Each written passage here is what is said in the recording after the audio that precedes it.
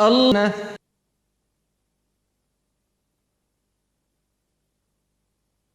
ہماری آج کی گفتگو کا موضوع ہے ذکر الہی، اللہ کو یاد کرنا۔ اللہ تعالیٰ کو یاد کرنا خوبصورت ترین کاموں میں سے ایک کام ہے، بہترین عبادات میں سے ایک عبادت ہے۔ قرآن پاک میں اللہ تعالیٰ اس کے بارے میں فرماتے ہیں وَلَذِكْرُ اللَّهِ اکبر، اور اللہ کا ذکر بہت بڑا کام ہے، بہت اچھا کام ہے۔ حقیقت یہ ہے کہ انسان جس چیز سے محبت کرتا ہے اس کو ضرور یاد کرتا ہے، اس کا ذکر کرتا ہے، دل ہی دل میں بھی اور زبان سے بھی، کیونکہ جس چیز کی محبت انسان کے دل میں ہوتی ہے وہ چیز زبان پر آ کر رہتی ہے۔ یہ ہو نہیں سکتا کہ ہم اللہ تعالیٰ سے محبت کرتے ہوں، دل میں اس کو یاد کرتے ہوں، پھر زبان سے اس کا ذکر کرنا بھول جائیں۔ ذکر الہی تو بندہ مومن کی زندگی میں غیر محسوس طریقے سے شامل ہو جاتا ہے۔ اس کی اس طرح عادت ہو جاتی ہے کہ انسان اٹھتے بیٹھتے چلتے پھرتے تنہائی میں سب کے بیچ میں بیٹھ کر اپنے رب کو یاد کرتا رہتا ہے، دل ہی دل میں یا زیر لب وہ اپنے رب کو کسی حال میں بھی نہیں بھولتا۔ اور بھولے بھی کیوں؟ اس لیے کہ اس کی ذات پر رب کے احسانات ہر ایک سے بڑھ کر ہیں، اس کی نگاہیں ہر طرف رب کے کمالات دیکھتی ہیں، وہ ہر طرف رب کی نعمتوں کو دیکھ کر سرشار ہوتا رہتا ہے۔ وہ جس طرف بھی نظر اٹھاتا ہے وہیں اس کو رب کی قدرت اور تخلیق نظر آتی ہے، اپنے سامنے، دائیں بائیں، اوپر نیچے، ہر طرف زمین آسمان، جو کچھ بھی بنا ہوا ہے، جو کچھ بھی پھیلا ہوا ہے وہ سب اس کے رب کا بنایا ہوا ہے۔ پھر وہ اس رب کو کیسے بھلا سکتا ہے؟ قرآن پاک میں اہل ایمان کو ذکر کرنے کی تلقین کی گئی ہے۔ اللہ سبحانہ وتعالیٰ فرماتے ہیں فَاذْكُرُونِي أَذْكُرْكُمْ، تم مجھے یاد کرو، تم میرا ذکر کرو، میں تمہیں یاد کروں گا۔ ایک اور جگہ پر فرمایا وَاذْكُرْ رَبَّكَ فِي نَفْسِكَ تَضَرُّعًا وَخِيفَةً وَدُونَ الْجَهْرِ مِنَ الْقَوْلِ بِالْغُدُوِّ وَالْآصَالِ وَلَا تَكُن مِّنَ الْغَافِلِينَ، اور اپنے پروردگار کو دل ہی دل میں عاجزی اور خوف کے ساتھ اور آہستہ آواز سے صبح و شام یاد کرتے رہو، اور دیکھنا غافل نہ ہونا، یعنی رب کی یاد سے کبھی بھی غفلت اختیار نہ کرنا۔ ایک اور جگہ پر فرمایا وَاذْكُرُوا اللَّهَ كَثِيرًا لَعَلَّكُمْ تُفْلِحُونَ، اور اللہ کا ذکر کرو کثرت کے ساتھ، بہت زیادہ۔ کیوں؟ لَعَلَّكُمْ تُفْلِحُونَ، تاکہ تم فلاح پاؤ، کامیاب ہو جاؤ۔ اس سے پتہ چلتا ہے کہ اللہ تعالیٰ کو یاد کرنا کامیابی کی علامت ہے، اللہ کے ذکر میں کامیابی کی ضمانت ہے۔ مومن مردوں اور عورتوں کی صفت قرآن پاک میں یہی بیان کی گئی ہے کہ وہ بہت زیادہ اللہ کا ذکر کرنے والے ہوتے ہیں۔ سورۃ الاحزاب میں آتا ہے وَالذَّاكِرِينَ اللَّهَ كَثِيرًا وَالذَّاكِرَاتِ، اور اللہ کا ذکر کرنے والے مرد اور اللہ کا ذکر کرنے والی عورتیں جو کثرت سے اللہ کا ذکر کرتی ہیں۔ کثیراً اعد اللہ لہم مغفرۃ واجرا عظیما، اللہ نے ان کے لیے بخشش اور بہت بڑے اجر کا وعدہ کر رکھا ہے۔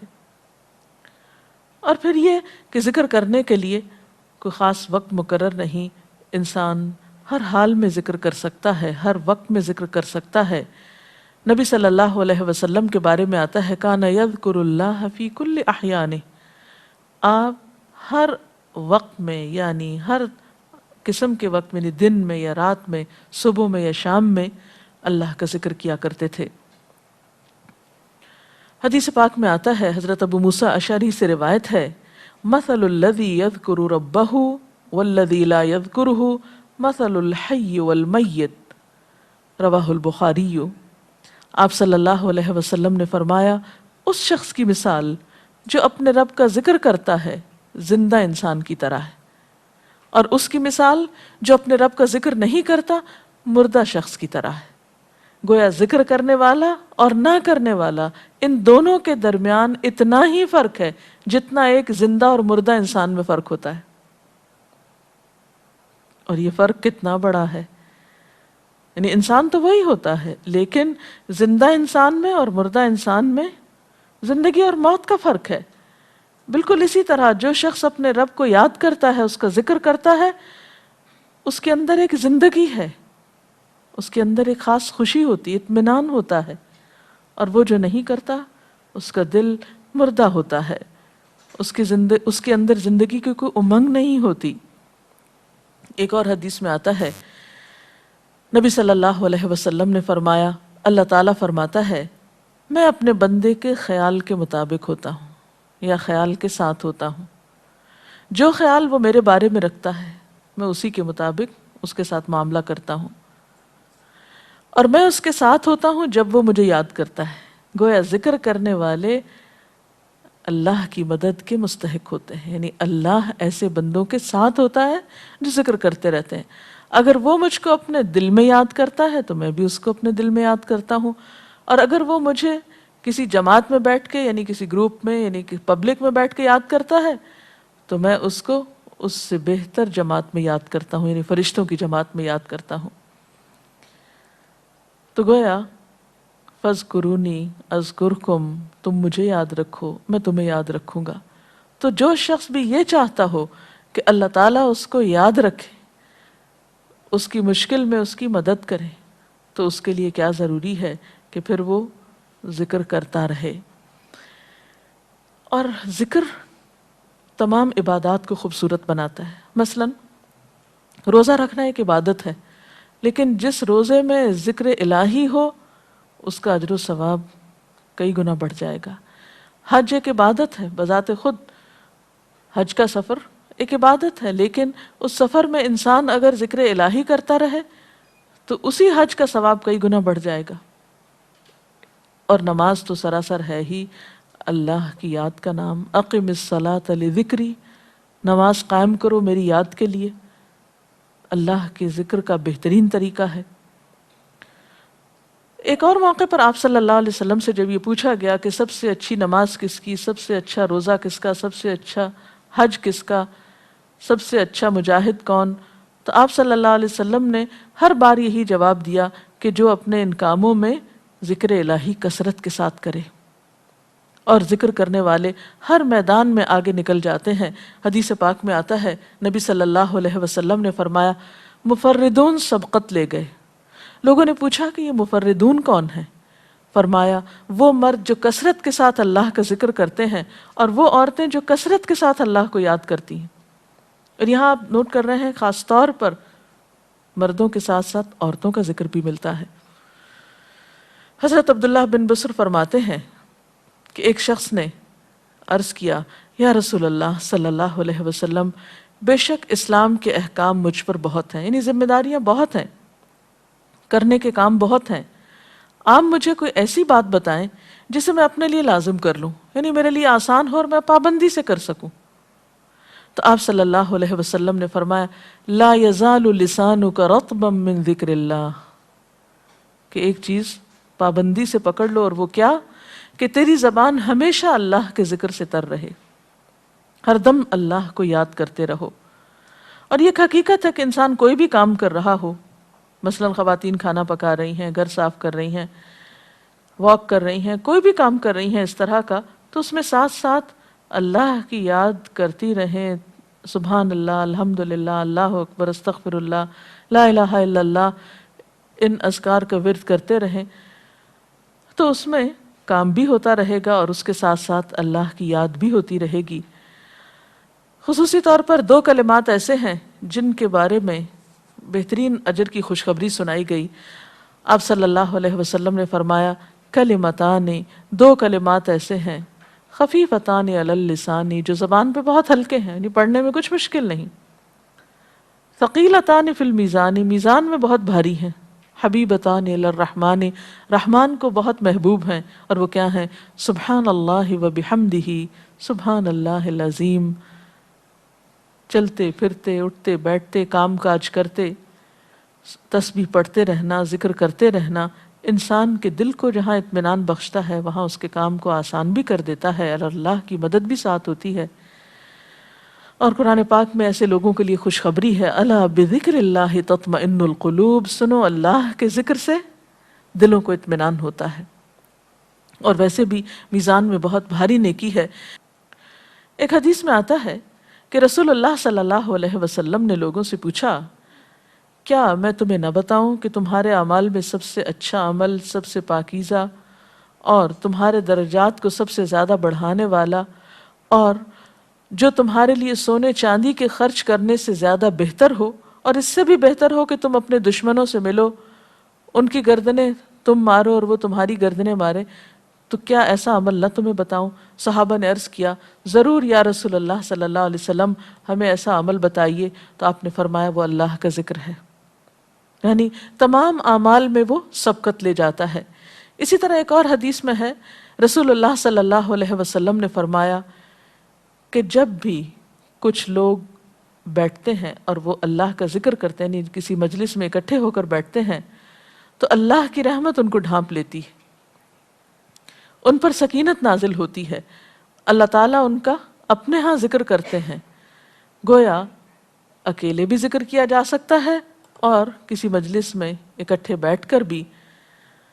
پھر اسی طرح صبح و شام بھی، جیسا کہ قرآن پاک میں آتا ہے، وَسَبِّحْ بِحَمْدِ رَبِّكَ قَبْلَ طُلُوعِ الشَّمْسِ وَقَبْلَ غُرُوبِهَا، اپنے رب کی تسبیح بیان کرو سورج نکلنے سے پہلے اور اس کے غروب ہونے سے پہلے۔ ایک اور جگہ پر آتا ہے وَسَبِّحْ بِحَمْدِ رَبِّكَ بِالْعَشِيِّ وَالْإِبْكَارِ، اپنے رب کی حمد و ثنا بیان کرو عشی کے وقت یعنی عصر کے وقت، والابکار اور صبح کے وقت۔ عشی کا لفظ جو ہے یہ زوال شمس سے غروب شمس کے درمیانی وقت کو کہتے ہیں۔ پھر اسی طرح انبیاء علیہ السلام کے بارے میں ہم دیکھتے ہیں، حضرت داؤد علیہ السلام بہت خوبصورت آواز سے، بہت خوبصورت انداز میں اللہ تعالیٰ کا ذکر کیا کرتے تھے۔ نبی صلی اللہ علیہ وسلم نے ایسے لوگوں کے بارے میں بہت خوشخبریاں دی ہیں، اور سب سے بڑی خوشخبری کیا ہے کہ خود اللہ تعالیٰ کا تقرب انسان کو حاصل ہوتا ہے، انسان کے گناہوں کا کفارہ ہوتا رہتا ہے۔ اور بعض اذکار جو بظاہر تو بہت معمولی نظر آتے ہیں لیکن ان کا اجر و ثواب اتنا ہے کہ انسان حیران ہوتا ہے کہ اتنے کم کلمات کے بدلے اتنا بڑا ثواب۔ جیسے نبی صلی اللہ علیہ وسلم نے فرمایا کہ الحمدللہ کہنا میزان کو بھر دیتا ہے۔ اب الحمدللہ دو لفظ ہیں لیکن جو شخص دل سے اس کو ادا کرتا ہے تملا المیزان، میزان بھر جاتا ہے اس سے۔ سبحان اللہ، الحمدللہ کے کلمات آسمانوں اور زمین کے درمیان کو پر کر دیتے ہیں، اتنا اجر و ثواب ہے ان چھوٹے چھوٹے کلمات کا بھی، لیکن اکثر شیطان ہمیں ان سے غافل رکھتا ہے۔ تو ضرورت اس بات کی ہے کہ ہم کثرت کے ساتھ اللہ کو یاد کرنے والے ہوں تاکہ ہمارے دین و دنیا کے کام سنور جائیں اور آخرت میں اللہ کے محبوب اور مقرب بندوں میں ہمارا شمار ہو۔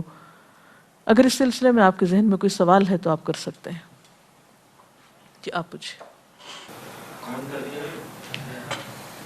محترم ڈاکٹر صاحبہ، ہمیں آپ بتائیں گے کہ مسنون اذکار کی طرف ہمیں رہنمائی فرمائیے۔ بہت سی کتابیں ایسے ہیں جس میں نبی صلی اللہ علیہ وسلم سے ہر موقع کی مناسبت سے اذکار مذکور ہیں۔ مثلا آپ دیکھیے کہ آپ صلی اللہ علیہ وسلم جب نیند سے بیدار ہوتے تھے تو اس وقت اللہ تعالیٰ کے ذکر سے دن کا آغاز کرتے تھے۔ صبح کے وقت الحمدللہ الذی احیانا بعدما اماتنا والیہ النشور۔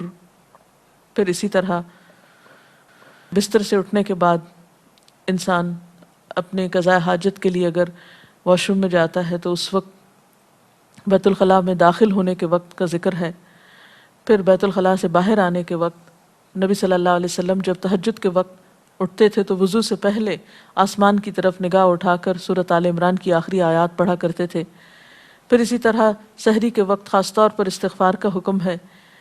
پھر انسان وضو کرتا ہے تو وضو سے قبل اور وضو کے آخر میں ذکر بتایا گیا، اور وضو کے آخر کا ذکر سبحانک اللہم و بحمدک اشہد ان لا الہ الا انت استغفرک و اتوب الیک کا اتنا ثواب بتایا گیا کہ ایسے شخص کے لیے جو پابندی کے ساتھ یہ ذکر کرتا ہے اس کے لیے جنت کے 8 دروازے کھل جاتے ہیں۔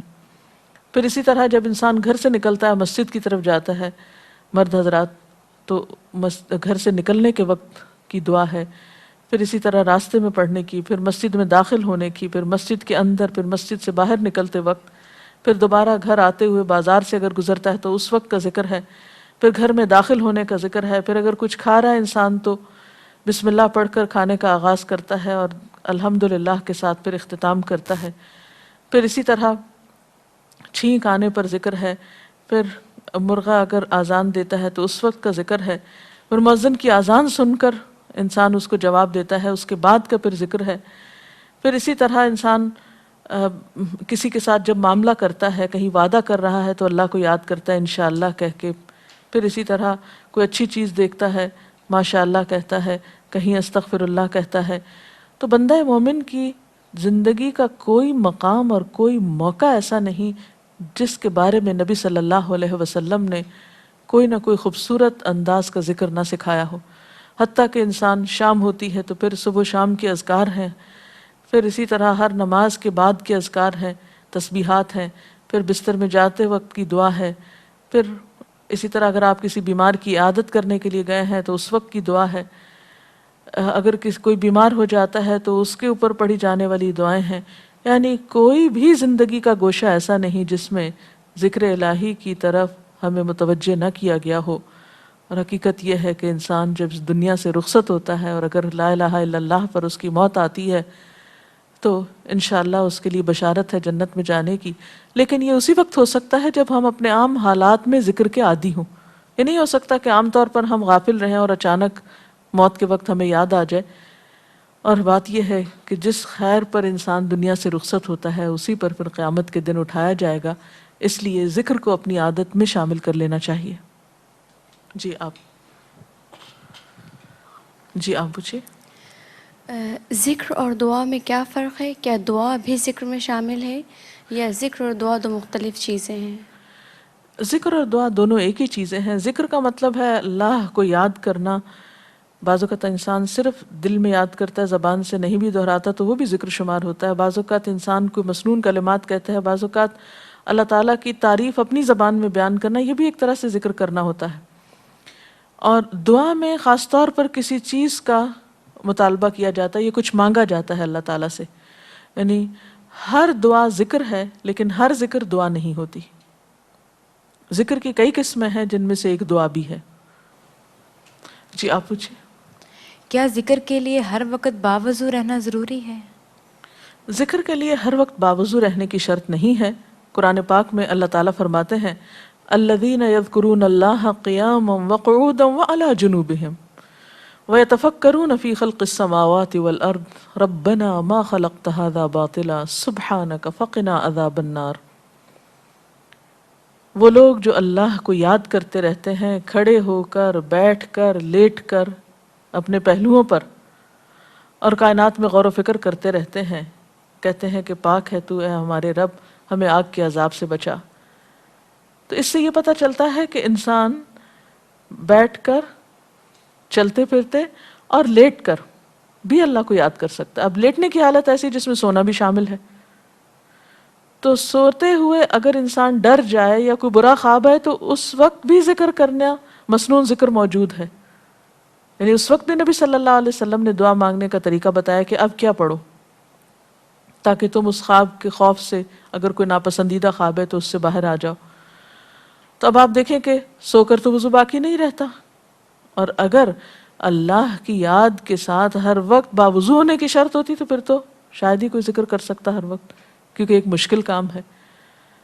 وضو نماز کے لیے شرط ہے، نماز وضو کے بغیر نہیں ہوتی، لیکن ذکر آپ وضو کے بغیر کر سکتے ہیں، اور اس میں درود شریف بھی شامل ہے، آیت کریمہ بھی شامل ہے۔ ہاں افضل ہے اگر آپ کو توفیق اللہ نے دی کہ آپ وضو کے ساتھ ہیں اور وضو کے ساتھ ذکر کریں، لیکن اگر باوضو نہیں ہے تو ذکر سے آپ کو کوئی چیز روک نہیں سکتی، الا یہ کہ آپ بیت الخلاء میں ہیں، اس وقت ذکر نہیں کرنا چاہیے۔